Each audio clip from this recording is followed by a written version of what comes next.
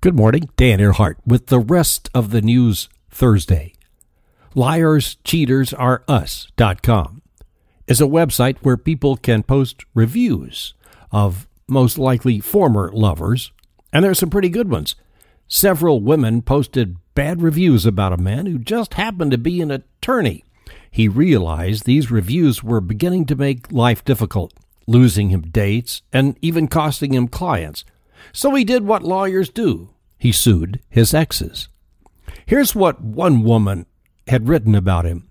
He will sweet-talk you and make you feel like you're the most special woman in the world that he's been looking for. He is very manipulating. He's an attorney, so he's great at lying and covering it up without batting an eye. Well, good luck, fella. Your former girlfriends are now represented by Gloria Allred. Today, will Donald Trump see his shadow and endorse Newt Gingrich? Yes. Will Punxsutawney Phil see his shadow? Well, for that, wait and see. Be wary of imitations. There's only one real Phil, and he's been doing this every 2nd of February since 1887. It's a carryover of the Celtic festival Imbolc from the Middle Ages, marking the halfway point of winter and maybe an early spring. Here's a Facebook news feed posting from last night. Facebook announced today they are going public, expected to raise $5 billion. How much of that do we get? Good question, Bob. Lawmakers in California are positively salivating over the tax dollars from the IPO. A lot of people are. However, an email this morning from Inside Music Media announces Facebook is over, peaked, grown out. Well, maybe, but there's a new app to appear this week called 2012 Matters. What matters most? It'll show up in the news feeds.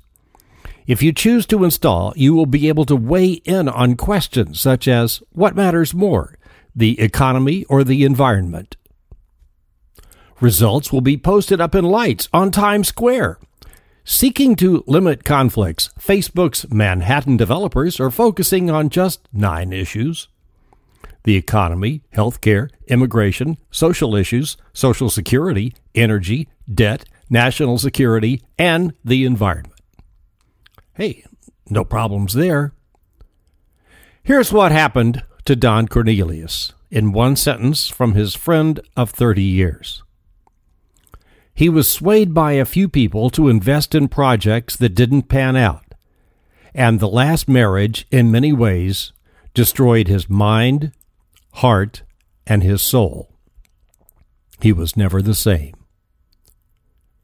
And here's how Soul Train got started. Don Cornelius was a Chicago cop.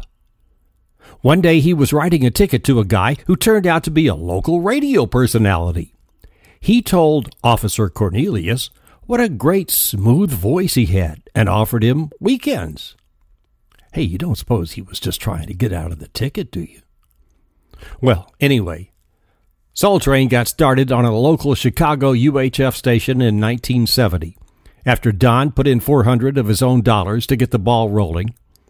This was back in the day when TV sets covered channels 2 through 13. But if you had a converter, you might be able to get some of the new UHF stations. Sears Roebuck became the first sponsor of what was then a 5-day-a-week show. It took off, and so did Don Cornelius, moving to L.A. and doing the Saturday weekly national show that taught America how to dance. Love, peace, and soul.